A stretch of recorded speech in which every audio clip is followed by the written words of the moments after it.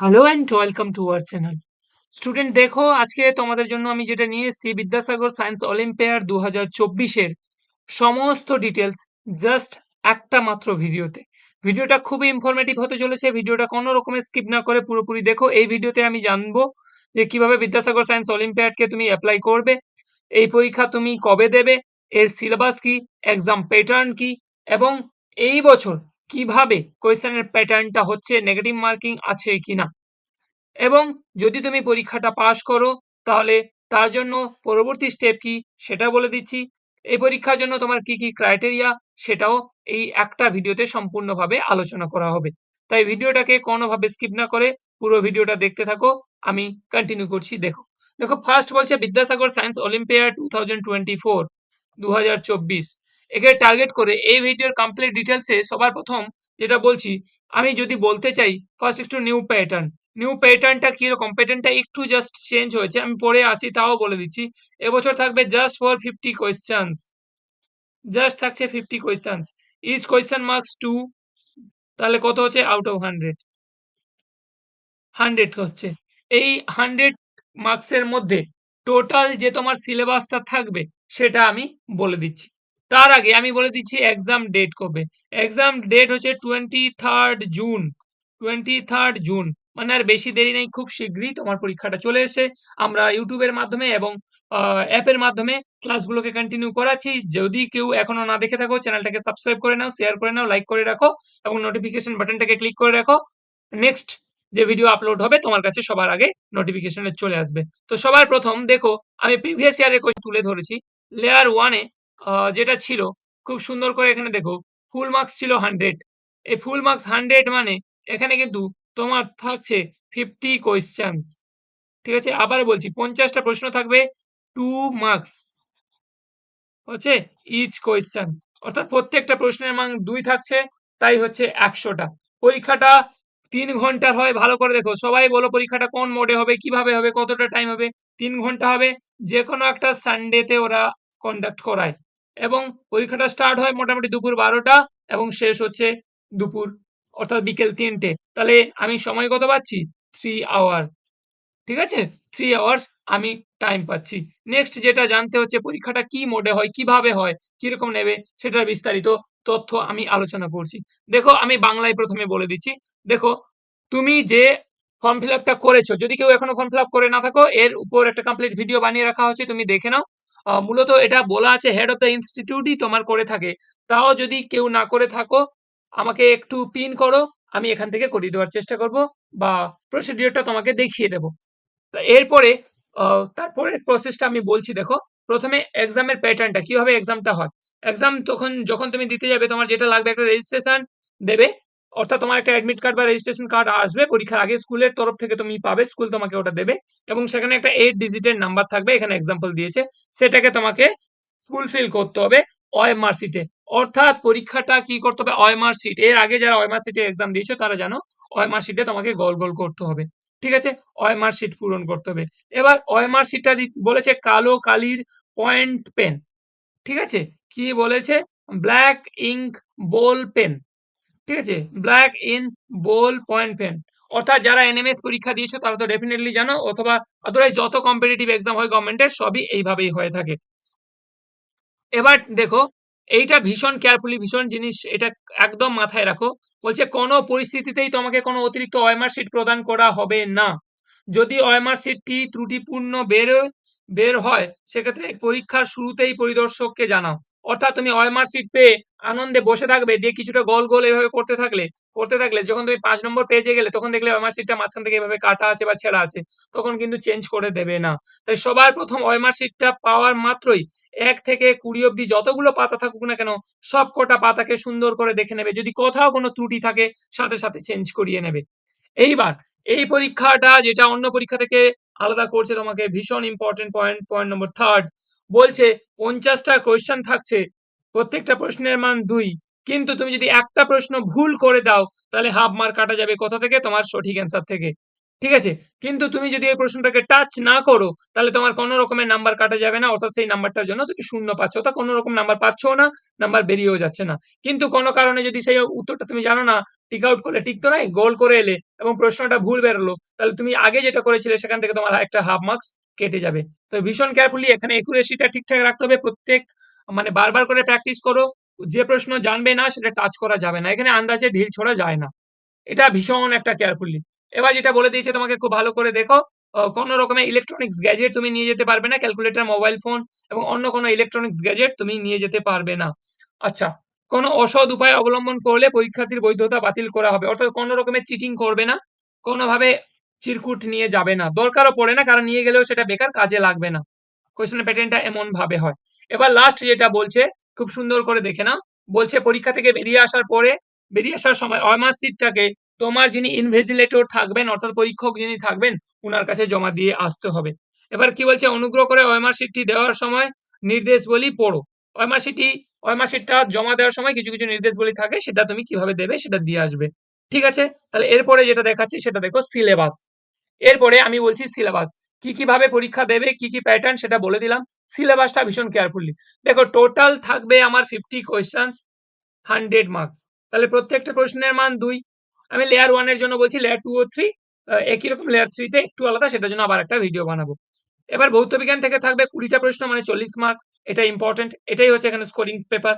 দেন হচ্ছে জীবন বিজ্ঞান। কেন বলছি এটাও স্কোরিং পেপার, কেন? কারণ এটা ভৌত বিজ্ঞানের মতন এত নাম্বার না থাকলেও এখানে কিছু প্রশ্ন তুমি না জানলেও মুখস্থ করে টিক আউট করে আসতে পারবে এবং ঠিক হয়ে যায়, কিন্তু ফিজিক্স আর ম্যাথসে হবে না। তাহলে জীবন বিজ্ঞানে থাকবে 15টা প্রশ্ন এবং গণিতে থাকবে 15টা প্রশ্ন, 15 15 30। এখানে ভৌত বিজ্ঞানে থাকছে 20টা। এখানে ভৌত বিজ্ঞান মানে কিন্তু অনলি ফর ফিজিক্স পার্ট নয়, এখানে কেমিস্ট্রি পার্টটাও থাকছে। তাহলে সব মিলিয়ে হচ্ছে আমার 50টা প্রশ্ন, প্রত্যেকটা প্রশ্নের মান 2, টোটাল হচ্ছে 100 মার্কস। এবার কোন চ্যাপ্টার থেকে কত মার্কস আসবে তার একটা স্পেসিফিকেশন ভিডিও আমি পরে কোন জায়গায় দেব।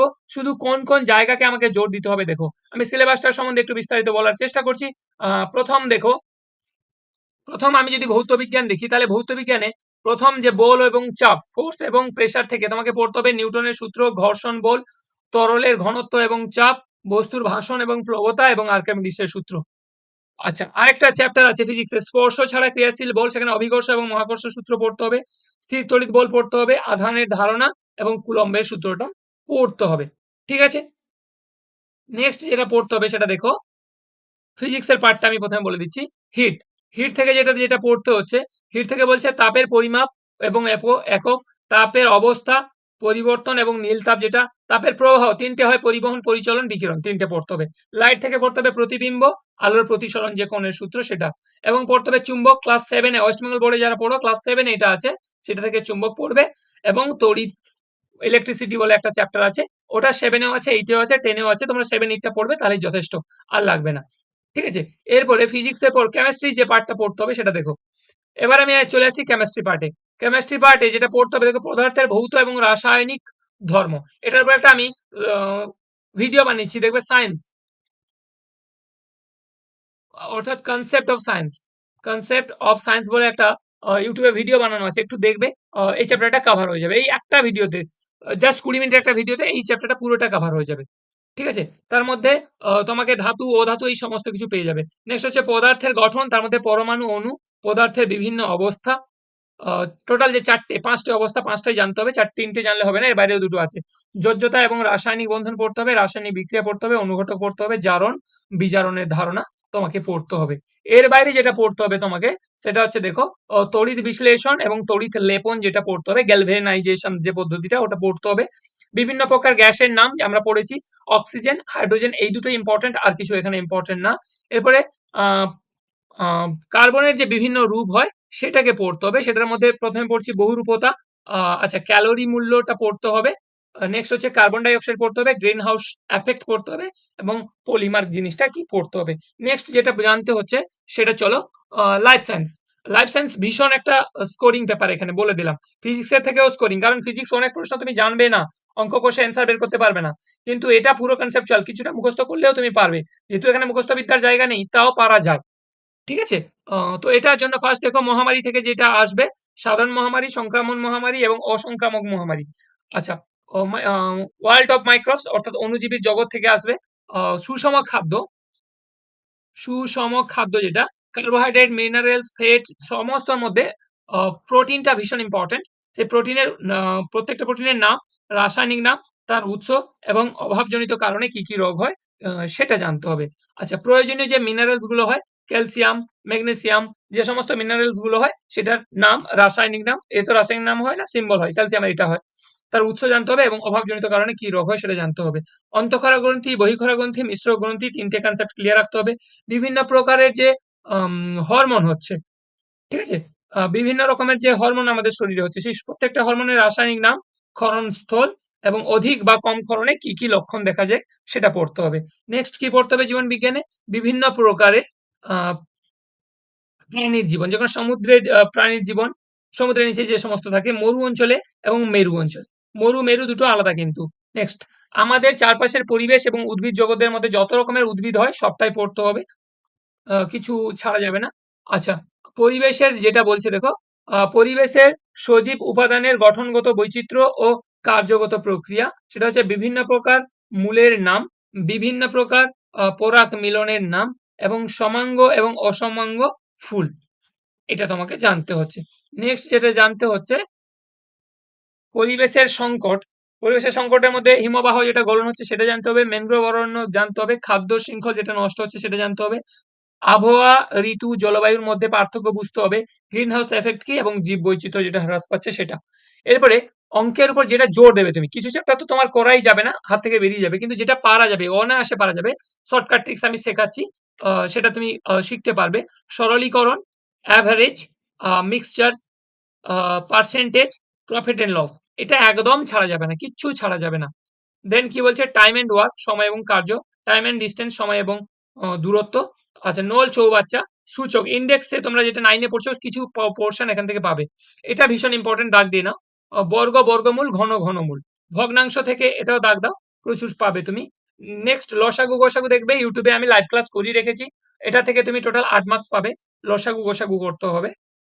নেক্সট, সংখ্যা তত্ত্ব, নাম্বার সিস্টেম থেকে বিভিন্ন রকমের যে নাম্বার হয়, মৌলিক সংখ্যা, যৌগিক সংখ্যা, প্রাইম নাম্বার, কো প্রাইম নাম্বার, এগুলো পুরোটা পড়তে হবে। আমার একটা ভিডিও আছে, দেখবে, যদি কেউ প্লে স্টোরে চলে যাবে, নাম্বার সিস্টেম বলে একটা প্লে স্টোর আছে, সেখানে যত রকমের আছে সবটা দেখে নেবে এবং বিভাজ্যতা রুলসটা দেখে নেবে। নেক্সট হচ্ছে বীজগণিত, বীজগণিত যত রকমের শিখেছো ক্লাস 8 এবং ক্লাস 9 ওয়েস্ট বেঙ্গল বোর্ডে, সেটাই যথেষ্ট, এর বাইরে কিছু লাগবে না।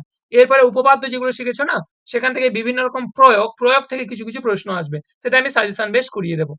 ঠিক আছে? এরপরে আমি যদি ২০২৩ সালের প্রশ্নটা একটু দেখি, এই যে দেখো প্রশ্নটা এইভাবে এসছে। আমি লাস্ট পেজ অব্দি চলে যাচ্ছি। ঠিক আছে? লাস্ট পেজ অব্দি যদি আমি যাই, তাহলে কি দেখতে পাবো সেটাই দেখো। ব্যাস, আর কিন্তু নেই। দেখেছো? 50 কোয়েশ্চেনস। টোটাল 50 টা কোয়েশ্চেনস থাকবে। প্রত্যেকটা প্রশ্নের মান তোমার হচ্ছে ২, টোটাল হচ্ছে 100।